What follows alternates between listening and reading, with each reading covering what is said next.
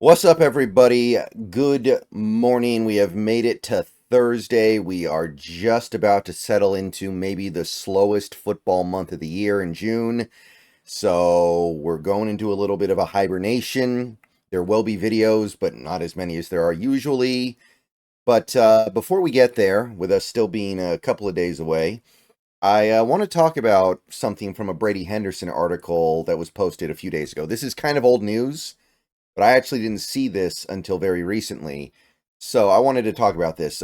First, before I talk about the article, I want to say real quick that tonight, me and the Hawk's Nest are going to be going live for our show at our current plan is 7 o'clock. So this could be our last show for a little bit because there's not going to be anything to really go into. So if you like what we do together, Brendan and Brandon, then tune in because it could be the last one for a while. We might not do a show all of June and possibly a good chunk of July as well. It just depends on what happens. Is there anything for us to talk about? And I think there's a very good chance because this is a relatively peaceful off season that there just might not be anything to go into. We don't have a bunch of players who are going to be holding out on their contract, and there's a bunch of drama around whether or not they're going to report, whether or not they're going to show up for the mandatory camps, and are they going to get their new contracts. We don't have stuff like that. So I'm not anticipating there to be much going on in June, so this is probably going to be our last show until something happens or we get to the, I'd say at the very least, the actual training camp, but quite possibly not until the preseason. So tune in tonight if you like what we do together. We're going to be running down the last 4 picks of the draft that the Seahawks made and then some of the UDFA stuff. And that'll basically take us into June. Okay. So I want to talk a little bit about this article from Brady Henderson. He posted it on ESPN on the 25th. And he was tweeting about it a little bit on the 27th, but I didn't really get a chance to dive into it and actually read it until fairly recently. So I didn't catch this when it was initially said by him, but this is interesting. This is very, very encouraging. This is very promising, and it's something that should make people feel a little bit better about where this team is headed in the near future. So here's the article. Brady Henderson, again, posted 5 days ago. I know, I'm a little bit of a slowpoke here, and a lot of you guys probably have already read this. Well, maybe not. I understand that sometimes news doesn't spread the way that you would expect it to in the modern age, but most of this article is just about the Seahawks offensive line, and it's mostly about the attempts that the Seahawks are making to make things better and how it affected Geno Smith. And a lot of this article is the stuff that I try to talk about when it comes to Geno Smith. Because a lot of people seem to think that what happened with Geno last year happened in a vacuum. A lot of people seem to work under the impression that what Geno did in 2022 and what he did in 2023, both those things happen in complete isolation, where everything is equivalent, everything is equal, and the only variable is Geno Smith's play. But right away, he gets into a quote from one of the Seahawks coaching staff members, obviously somebody who's not here anymore.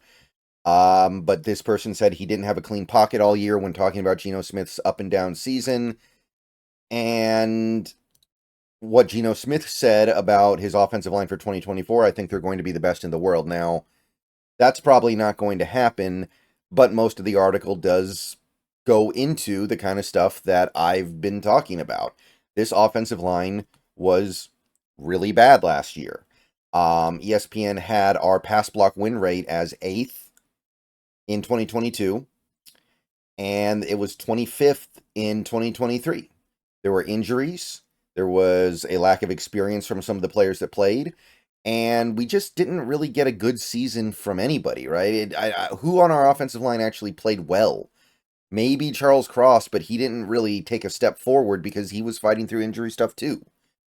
So most of this article is just the kind of stuff that I've been hammering on. This offensive line negates so much of the stuff about what the Seahawks had last year that would have been good for a quarterback. Like we have great receivers, like our really good depth at tight end, like for the most part we have good running backs. There were a couple of injuries last year, but overall I'd say our running back situation is better than most teams have.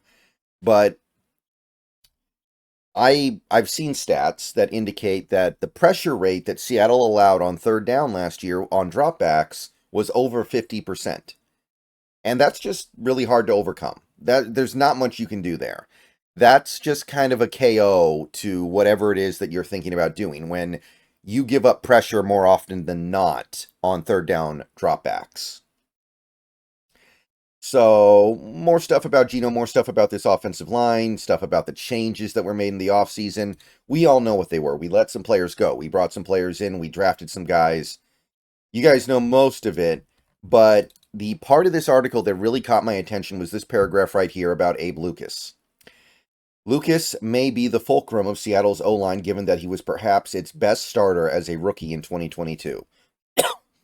I'd say in terms of relative impact, that's probably true. I'd say in 2022, Damian Lewis was probably a little bit better. But at the same time, Damian Lewis's physical limitations were also a limiting factor on what the offense could do. So I think saying Lucas was the best starter in 2022 is pretty fair. One Seahawks source told ESPN last month, so I guess this information's just a month old, and it just wasn't spread out very well.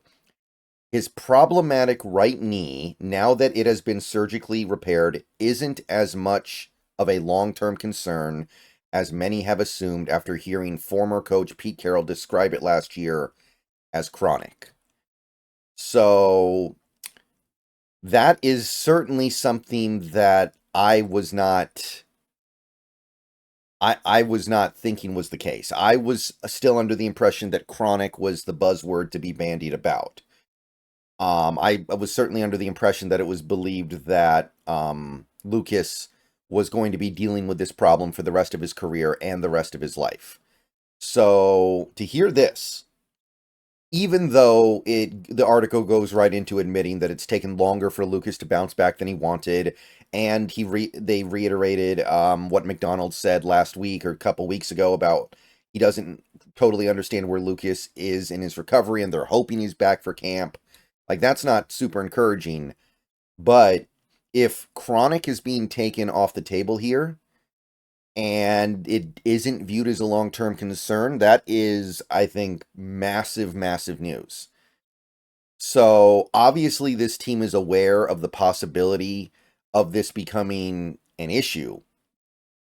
But it seems like some of the stuff that people have been saying about Abe Lucas might need to be pulled back a little bit. So, great news. Now, look, we still signed George Fant. So, clearly we're aware of the fact that there's a real problem here. And we aren't willing to just wish upon a lucky star that everything works out. And that's great. But I find this really interesting because this is not the narrative that I'm familiar with as it pertains to Abe Lucas coming back from that injury, that chronic is kind of being taken off the table. So if we can count on Abe Lucas long term, that is an absolute game changer for me. I know that we signed George Fant.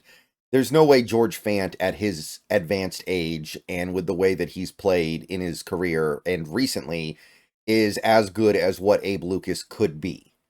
And I absolutely think that if Abe Lucas can get his career arc back on the right path here, if he can get back on the groove that he established in 2022 when he was really good as a rookie, then he might become a Pro Bowl caliber right tackle. I think the ceiling is there for him. I think that opportunity is there for him. And I'm really excited to see how it plays out. So, encouraging news. Now, we're not going to feel great about it until we actually hear that he's out there. And as of right now, he's not. And they don't sound optimistic. They sound open to the possibility that he'll be back for camp. But they don't sound optimistic about it. So I'm not asking anybody to, start planning a parade or anything like that. But this is great news. This is big time.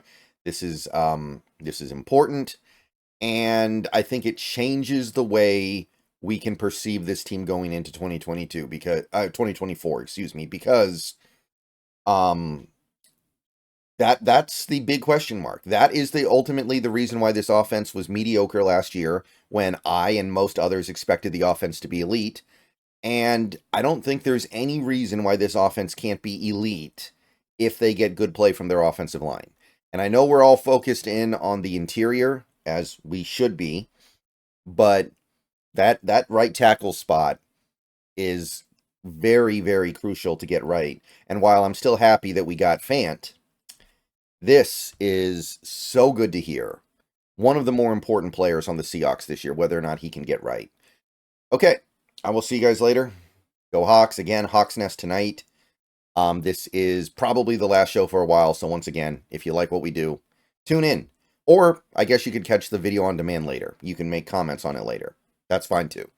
But check it out. All right. Go Hawks. And I know it's by some definition old news, but that is some really, really good... That is a really, really good thing to hear about Abe.